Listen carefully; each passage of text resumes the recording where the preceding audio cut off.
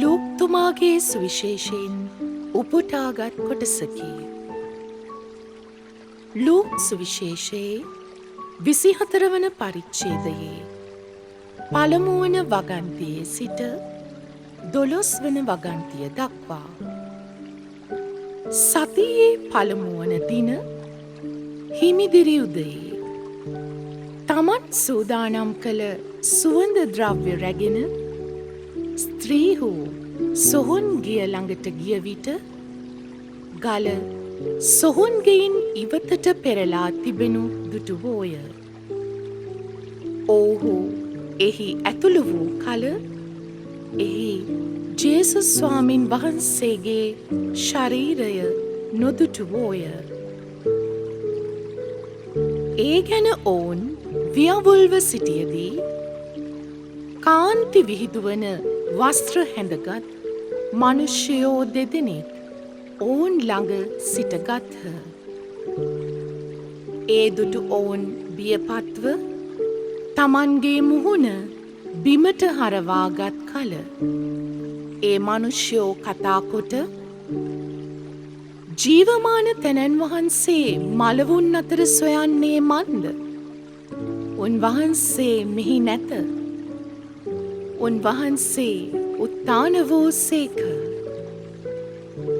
මනුෂ්‍ය පුත්‍රයාණන් පෞකාර මිනිසුන්ගේ අත්වලට පාවා දෙනු ලබන්නටත් කුරුසියෙහි ඇනගසනු ලබන්නටත්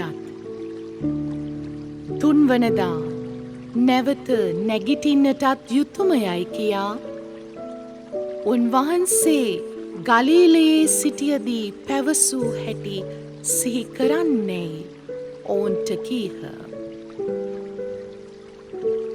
එවිට ඔවුහු උන්වහන්සේගේ වචන සිහිකොට සොහොන් ගෙයින් හැරී යවුත් එපවත් සියල්ල 11 දෙනාටද සෙසු සියල්ලන්ටද දැන්වූහ. ඒ ස්ත්‍රීහු නම් මග්දලායේ මරියා, ජෝවන්නා සහ ජාකොබ්ගේ මව වූ මරියාය. ඔවුන් සහ අනිකුත් ස්ත්‍රීහුද අපෝස්තලවරුන්ට එපවත් කීහ. මෙපුවත ඔවුන්ට ප්‍රලාපයක් සේ පෙනී ගියෙන් ඔවුහු ඔවුන්ගේ කීම විශ්වාස නොකළහ.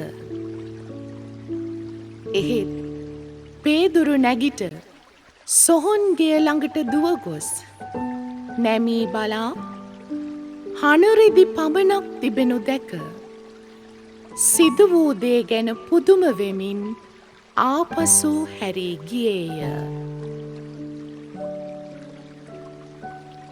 සමිදානන් වහන්සේගේ සුභාරංචිය මෙසේය.